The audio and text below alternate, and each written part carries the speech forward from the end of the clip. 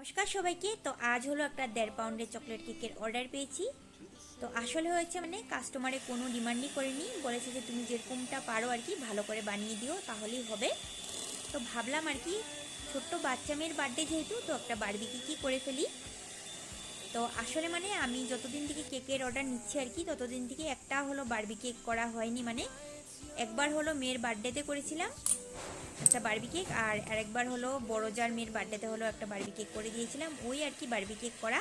তো ছোট্ট বাচ্চা মেয়ের বার্থডে যেহেতু, বাচ্চা মেয়েটারও হয়তো বারবি কেক ভালো লাগবে, ওই ভেবে আর কি বারবি কেকটাই করে নিচ্ছি আজ আর কি। তো এইখানে হলো আমি ক্রিমটা বিট করে নিচ্ছি। চকলেটটা হলো আমি পুরোটা মেল্ট করিনি, টুকরো টুকরো ছোটো ছোটো রেখে দিয়েছি ক্রিমটার মধ্যে আর কি। তো খেতে হলো বেশ ভালোই লাগবে কেকের মধ্যে, এই জন্য আর কি। আর কেকটা বানিয়ে আমি হলো ফ্রিজের মধ্যে আধা ঘন্টার মতন ঠান্ডা করে নিয়েছি। এবার হলো আমি টুকরো টুকরো করে কেটে কেকটা এবার হলো এটার মধ্যে হলো ক্রিম দিয়ে চকলেট ফ্রস্টিং করে নিচ্ছি। চকলেট ক্রিম দিয়ে চকলেট ফ্রস্টিং করে এটাকে হলো আমি আরও আধা ঘন্টার জন্য ফ্রিজের মধ্যে রেখে দিয়েছি।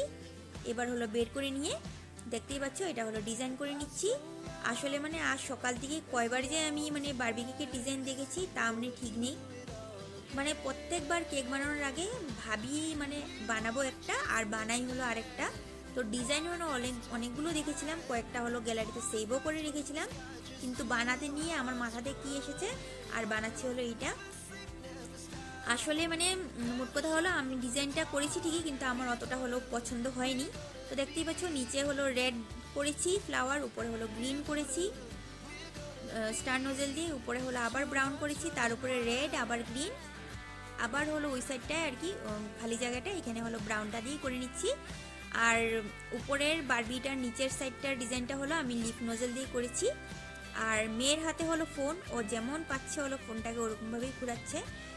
তো এই তো ফাইনাল লুক। তো লিখেছি হলো হ্যাপি বার্থডে কায়রা, মেয়েটার নামটাও হলো সুন্দর অনেক। আর এখানে হলো স্প্রিঙ্কেল দিয়ে পুরো হলো সাজিয়ে দিয়েছি। তো ফ্রকটাও দেখতে পাচ্ছ, আর মাথার মধ্যে হলো একটা রিবন বেঁধে দিয়েছি পিঙ্ক কালারের। তো তোমাদের কেকটা কীরকম লেগেছে অবশ্যই কমেন্টে জানিও। তো পুরো ভিডিওটা দেখার জন্য তোমাদেরকে অসংখ্য ধন্যবাদ। তো আমি আবার আসবো নতুন একটা রেসিপি বা ব্লগ ভিডিও নিয়ে তোমাদের সাথে শেয়ার করতে। Thank you for watching.